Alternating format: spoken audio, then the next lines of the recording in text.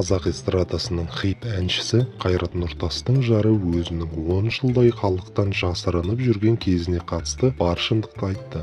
Жұлдыз Әбдікәрімова ол көпшілік ойлағандай азапқа толы уақыт емес, керісінше нағыз ғажап күндер болғанын алға тартты. Жұлдызды отбасының келіні Instagram парақшасында өз оқырмандары жиі қоятын сұрақтарға шынайы жауап беріп, олармен ашық сөйлескен. Алайда жаудырылған сауалдардың біреуі Әбдікәрімоваға аса ұнамай қалған көрінеді. Ол, сіздің орныңызда 10 жыл шыдай алмас едім деп пікір білдірген адамға бірден басып жауап қайтарды. Қайрат Нұртастың жары өзінің елден жасырынып жүрген кезін нағыз қамақта отырғандай күйге теңеп жүргендердің болжамын жоққа шығарды. Көпбалалы ана ол кезде де дәл қазіргідей бақытты болғанын айтады. Мен 10 жыл қамақта емес, жанұя деген жұмақта өмір сүрдім. Әлі де өмір сүріп келемін.